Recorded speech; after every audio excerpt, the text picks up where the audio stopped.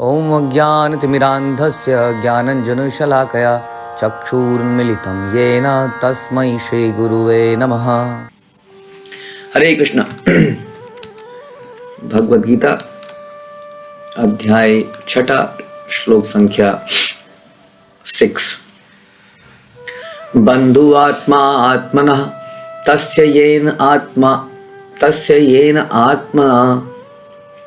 एव आत्मना जिता अनात्मनः तो शत्रुत्वे वर्तते आत्मा एव शत्रुवत्। जिसने मन को जीत लिया है उसके लिए मन सर्वश्रेष्ठ मित्र है, किंतु जो ऐसा नहीं कर पाया उसके लिए मन सबसे बड़ा शत्रु बना रहेगा।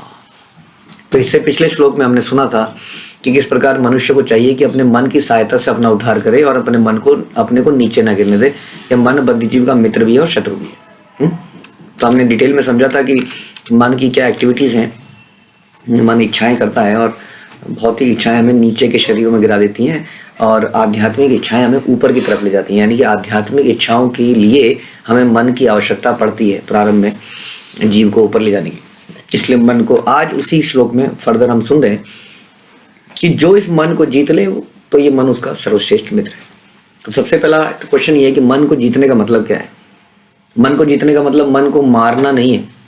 जैसे दो राजाओं की लड़ाई में दूसरी तरफ की सेना को मार के जीत लिया जाता था। लेकिन कई बार क्या करा जाता था, बहुत ही समझदारी से, कि दूसरे राजा की जो है बेटी का विवाह कर दिया जाता था इस राजा से, और दोनों में संधि हो जाती थी और लड़ाई टल जाती थी। तो यहाँ पर ये है समझदारी से जीत लेना। उसी तरह से मन को हमें समझदारी से जीतना होगा। हम उसको मार के किल करके जीत नहीं सकते।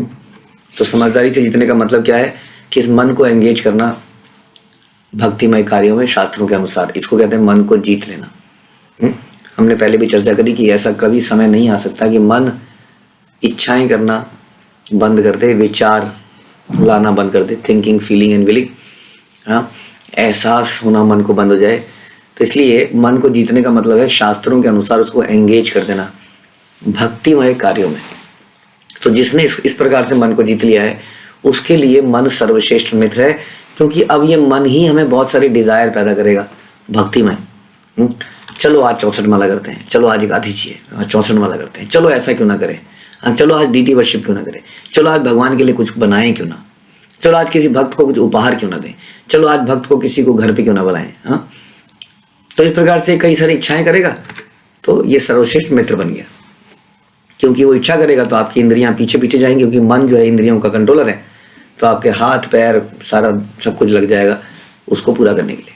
ठीक है, किंतु जो ऐसा नहीं कर पाया उसके लिए मन सबसे बड़ा शत्रु है। ये बड़ी विडंबना है संसार की। कई बार हम अपने किसी ऐसे व्यक्ति को अपने सबसे बड़ा मित्र समझते हैं जो हमारा सबसे बड़ा शत्रु होता है। हमारे साथ ही रह रहा होता है और हम उसको अपना सबसे बड़ा मित्र सोच के रह रहे होते हैं, और अचानक से पता चलता है अरे ये व्यक्ति तो सबसे बड़ा शत्रु था। ऐसा हो कैसे जाता है जानते हैं आप? ऐसा हो इससे जाता है कि जो व्यक्ति हमें पैम्पर करता है, जो व्यक्ति हमें बड़ा मीठा मीठा बोलता है, हमारी हाँ में हमेशा हाँ मिलाता है, अक्सर वो व्यक्ति हमें अच्छा लगने लगता है। और जो व्यक्ति हमें टोकता है, जो व्यक्ति हमें कुछ कहीं बोलता है, नहीं नहीं ये तो गलत है, आप सोचिए शास्त्रों में क्या लिखा है, फॉर एग्जाम्पल, वो हमें या किसी भी कारण से जनरली जो हमारे हाँ में हाँ मिलाए वो हमें अच्छा लगता है। जैसे हम किसी की बुराई करने किसी के पास गए और उसने भी हाँ में हाँ मिलाई तो व्यक्ति हमारा मित्र बन जाता है। हाँ, बिल्कुल उस मन की तरह जिसके बारे में बताया जा रहा है। क्योंकि मन बहुत सारी डिजायर्स निकालता है। चलो कुछ अच्छा खाया जाए, हमें ऐसा लगता है कि यदि इस मन की डिजायर को हम पूरा कर देंगे तो हम सेटिस्फाई हो जाएंगे, हमें आनंद मिलेगा। हाँ, तभी मन कहता है चलो कहीं घूम के आए, चलो कोई मूवी देखी जाए। तो हम उसको सेटिस्फाई करने में लग जाते हैं और हमें लगता है कि यदि ये मन कितनी अच्छी इच्छाएं कर रहा है, मुझे सेटिस्फाई करने का प्रयास कर रहा है। ऐसा नहीं है, वास्तव में मन जो है अपने को ही सेटिस्फाई करने का प्रयास कर रहा है, क्योंकि मन एक अलग एंटिटी है, हम एक अलग एंटिटी हैं अपने आप में। हमें समझना होगा। तो हम सोच रहे हैं ये मन जो है मेरे फेवर में कुछ इच्छाएं कर रहा है, इसलिए इसकी इच्छाएं पूरी करेंगे तो क्या होगा, सेटिस्फेक्शन मिलेगी।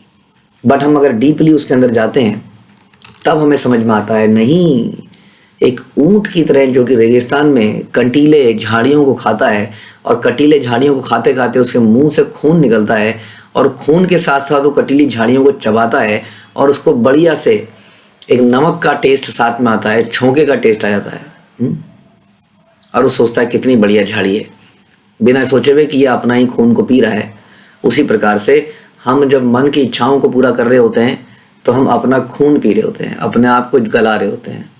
इस तरह से हर इंसान जो है खास तौर पे इस कलयुग में अपने आप को 24 घंटे गला रहा है और वो सोच रहा है कि वो बहुत इज बिलियनियर मिलेनियर। उसके पास 5 मिनट के बात करने का समय नहीं है अपने घर वालों के साथ। उसके पास 5 मिनट का समय नहीं है नाम जपने के लिए और वो सोच रहा है कि वो he is a busy man.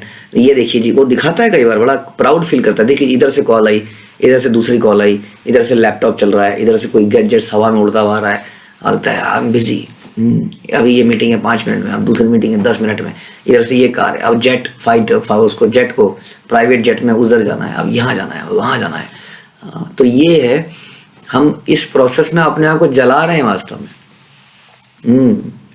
और हमें आनंद आ रहा है, ये समझ नहीं आता है। जैसे उस कैमल तमोगुण का जानवर माना जाता है, बहुत ही बुद्धि कम होती है उसके अंदर गधे की तरह। उसी तरह गधा भी अपने आप को जलाता है बोझा उठा उठा कर थोड़ी सी घास खाने के लिए, पूरे दिन वो गधागिरी करता है। तो इस प्रकार ये जानवर तमोगुण में आते हैं, बिल्कुल ज्ञान नहीं होता इनके अंदर कि इनका हित किसमें है, लेकिन मनुष्य को ज्ञान होना चाहिए। इस तरह मन भी बहुत सारी इच्छाएं करता है, हम उन इच्छाओं को सेटिस्फाई करने के लिए पूरी जिंदगी लगा देते हैं और सोचते हैं बस ये वाला काम कर दूं, बस ये घर की इंस्टॉलमेंट समाप्त हो जाए, बस ये बड़ी कार आ जाए, बस ये विवाह हो जाए बच्चों का, बस ये बैंक का बैलेंस इतना हो जाए, बस ये हो जाए, उसके बाद हम आपके साथ हैं प्रभु जी, थोड़ा समय दीजिए। कैलाश की कहानी हम सुनते हैं शास्त्रों से, किस प्रकार कैलाश नारद जी को बार बार बोलता रहता है, नारद जी थोड़े दिन रुक जाइए, नारद जी ये बच्चे छोटे हैं, नारद जी जरा बड़ा कर लो, नारद जी अभी इनकी शादी कर लो, नारद जी इनके बच्चे छोटे हैं। और इस प्रकार से कैलाश अल्टीमेटली सांप की योनि में आ जाता है और जब उसके बच्चे उसको पीटते हैं तब उसको रियलाइज होता है कि ये मैं इनके लिए कर रहा था। तो हमारा एनिमी कभी तो कभी निकल के आता ही है, जिसको हम मित्र समझ रहे होते हैं, क्योंकि जब सारे रिश्ते नाते इंद्रिय तृप्ति के आधार पर बने होते हैं तो कभी ना कभी वो सांप बन के फन फैलाते हैं, क्योंकि वो इंद्रिय तृप्ति के आधार पर बने हैं। उसी तरह ये मन जो है, जब इसकी इच्छाएं सेटिस्फाई नहीं होती हैं तो ये रिवोल्ट करता है, तो ये हमें देवदास बना देता है, हमें सड़क पे ले आता है। क्योंकि ये अनकंट्रोल्ड माइंड है, इसको समय पे कंट्रोल नहीं करा गया, अब ये हमारा सबसे बड़ा शत्रु बन गया है। अरे कितनी खतरनाक बात है जब हमारा सबसे बड़ा मित्र हमारा सबसे बड़ा शत्रु बन जाए, क्योंकि वो हमारी सारी कमियों को जानता है। हाँ, वो जानता है किस चीज से फंसेगा, शराब से फंसेगा या किसी स्त्री के चक्कर में फंसेगा या गैम्बलिंग शेयर मार्केटिंग यहाँ फंसेगा, कौन सी इसकी कमजोरी है, ये सब जानता है। हाँ, क्योंकि हमारे बड़ा निकट रह चुका है। इसलिए जब ये शत्रु बनता है तो हम बच नहीं पाते हैं।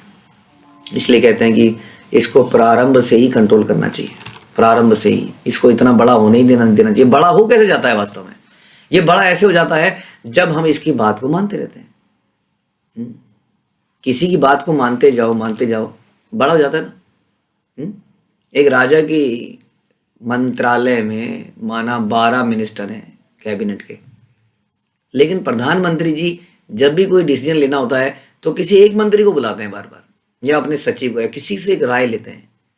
हाँ, सबने बोला ये कर दीजिए, ठहरो जरा, उनसे पूछते हैं, हाँ जी बताइए जी आपका क्या कहना है। तो क्या होगा उस व्यक्ति, वो व्यक्ति अपने आप ही पावरफुल हो जाएगा सबकी नज़रों में, सबको पता है कि इसकी बात सुनी जाती है। उसी तरह जब हम मन की बात सुनते हैं, उसकी इच्छाओं को पूरा करने में लगे रहते हैं, तो ये इतना स्ट्रांग हो जाता है कि उसके बाद ये हमारा शत्रु, हमारे कमियों को जानने वाला और सबसे स्ट्रांग, बताइए कितना भयंकर कॉम्बिनेशन बन गया। हमारी सारी कमियों को जानता है और बहुत ज़्यादा शक्तिशाली।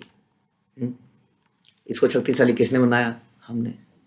इसको कमज़ोर कैसे बना सकते हैं, इसकी बात को ना मान के, इसकी बात को ना मान के बुद्धि से शास्त्रों और गुरु के आधार पर कार्य करते हैं तो ये मन धीरे धीरे धीरे मेमना बन जाता है।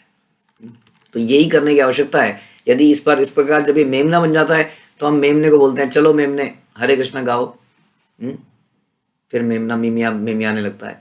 तो इसका मतलब इस पे कंट्रोल करना आवश्यक है। भगवान बोल रहे हैं जिसने मन को जीत लिया वो उसका मित्र है, जो नहीं कर पाया सबसे बड़ा शत्रु है। और मैं कह रहा हूँ सबसे बड़ा शत्रु नहीं, बहुत ही खतरनाक शत्रु है।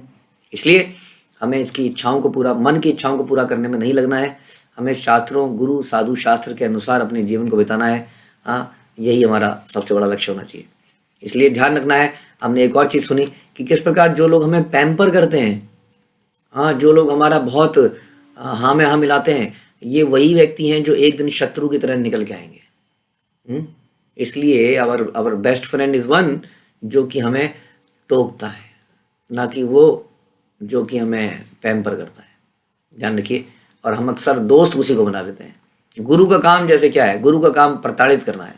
जहाँ शिष्य शास्त्रों के अनुसार नहीं चल रहा है उसको प्रताड़ित किया जाए, उसको सीधी बात बोली जाए, नहीं दिस इज रॉन्ग, तो वो हमें अच्छा लगता नहीं है। और जो हमारे साथ सहानुभूति दिखाने लगता है वो हमें अच्छा लगने लगता है। प्रभुपाद बता रहे हैं कि अष्टांग योग के अभ्यास का प्रयोजन मन को वश में करना है, जिससे मानवीय लक्ष्य प्राप्त करने में वह मित्र बना रहे। मन को वश किए बिना योगाभ्यास करना मात्र समय को नष्ट करना है। जो अपने मन को वश में नहीं करता वह सतत अपने परम शत्रु के साथ निवास करता है, शत्रु के साथ ही। और इस तरह उसका जीवन तथा लक्ष्य दोनों ही नष्ट हो जाते हैं। जीव की स्वाभाविक स्थिति यह है कि वह अपने स्वामी की आज्ञा का पालन करे। अतः जब तक मन अविजित शत्रु बना रहता है तब तक मनुष्य को काम, क्रोध, लोभ, मोह आदि की आज्ञाओं का पालन करना होता है। किंतु जब मन पर विजय प्राप्त हो जाती है तो मनुष्य इच्छा अनुसार उस भगवान की आज्ञा का पालन करता है जो सबों के हृदय में परमात्मा के स्वरूप में स्थित है। वास्तविक योगाभ्यास हृदय के भीतर परमात्मा से भेंट करना तथा उनकी आज्ञा का पालन करना है। जो साक्षात कृष्ण भावना में स्वीकार करता है वह भगवान की आज्ञा के प्रति स्वतः समर्पित हो जाता है। क्योंकि भगवान की आज्ञा मतलब शास्त्र। जो शास्त्रों के अनुसार अपना जीवन जी रहा है वो भगवान की आज्ञा का पालन कर रहा है। शास्त्रों के अनुसार जीने को के लिए हमें गुरु की आवश्यकता होती है जो बताते हैं कि ये कीजिए, ऐसा कीजिए, तो ये शास्त्रों के अनुसार जीवन माना जाएगा। नहीं तो कई बार शास्त्र का भी हम अलग अलग मतलब निकाल लेते हैं। ठीक है, तो ये बहुत ही महत्वपूर्ण हमारे लिए एक सीख है। इस श्लोक के 2 श्लोक जो है हमारे जीवन में सबसे इंपॉर्टेंट होने चाहिए। हमें अपने मन पर विजय पानी ही होगी। हमें इसकी इच्छाओं को पूरा करने से पहले सोचना होगा क्या ये गुरु, साधु, शास्त्र के अनुसार है इच्छा। यदि नहीं तो उसको इग्नोर करना ही हमारे लिए बेहतर है। हरे कृष्णा। श्रील प्रभुपाद की जय, भगवद गीता की जय।